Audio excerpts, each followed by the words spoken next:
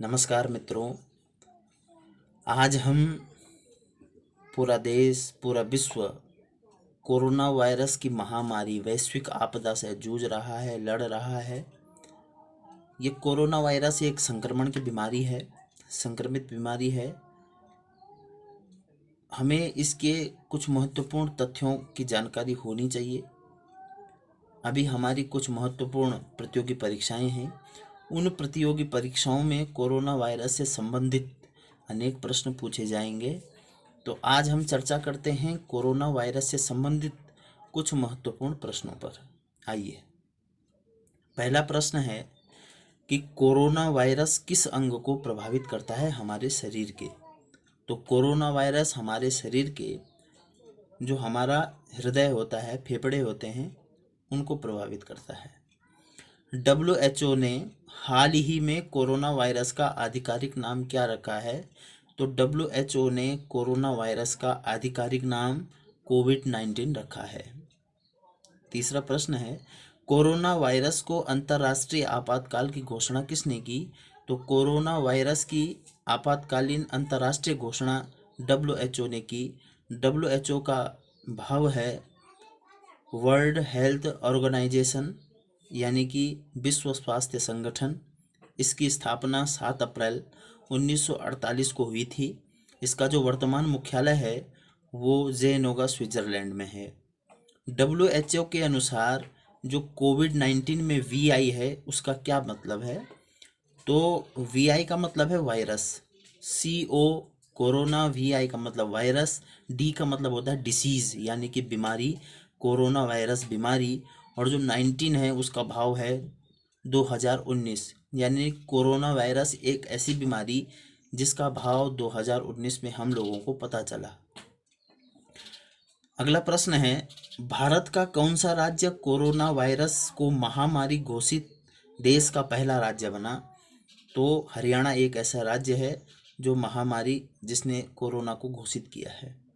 हाल ही में किसने corona virus से प्रभावित सभी देशों के लिए 12 बिलियन USD देने की घोषणा की है? तो वर्ल्ड बैंक ने 12 मिलियन डॉलर देने की घोषणा की है। वर्ल्ड बैंक की स्थापना 1945 में हुई थी और ये इसका जो मुख्यालय है वो अमेरिका में है।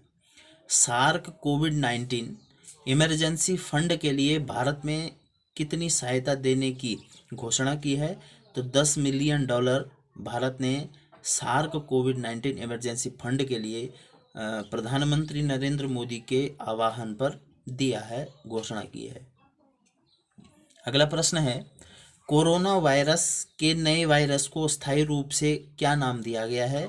तो कोरोना वायरस के नए वायरस को स्थायी रूप से 2019 NCOV का नाम दिया गया है। अगला प्रश्न है, यूजर्स को कोरोना वायरस के बारे में जानकारी देने के लिए इंस्टाग्राम में कौन सा फीचर लॉन्च किया है?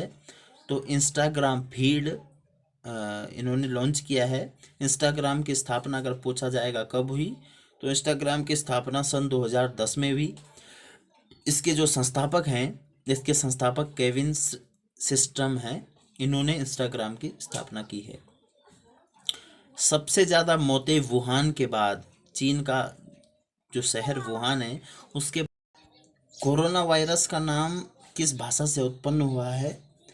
तो कोरोना वायरस का जो नाम है, हालांकि आप लोग जानते हैं कि ये चीन देश से आई हुई बीमारी है, लेकिन कोरोना वायरस का जो भाषा है उसकी भाषा लैटिन भाषा है। सूक्ष्मदर्शी द्वारा देखने पर कोरोना वायरस की संरचना किसके समान दिखाई पड़ती है? तो कोरोना वायरस की जो संरचना है उसका जो आकार है वो एक क्राउन के समान दिखाई देता है। क्राउन का मतलब होता है मुकुट या ताज। किस भारतीय वैज्ञानिक की अगुवाई में ऑस्ट्रेलिया में कोरोना वायरस की वैक्सीन तैयार की जा रही है? तो SS वासन है। इन्होंने विज्ञान के क्षेत्र में बहुत महत्वपूर्ण कार्य किए हैं। इनके तत्वाधान में, इनकी अगुवाई में वो कोरोना वायरस की वैक्सीन तैयार की जा रही है।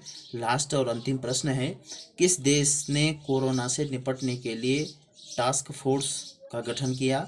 तो भारत एक ऐसा देश, अपना एक ऐसा देश है जिसने कोरोना वायरस से निपटने के लिए टास्क फोर्स का गठन किया है। तो ये महत्वपूर्ण प्रश्न थे मित्रों।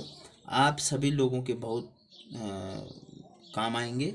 आप ज़रूर देखें, चैनल को सब्सक्राइब करें, लाइक करें। धन्यवाद।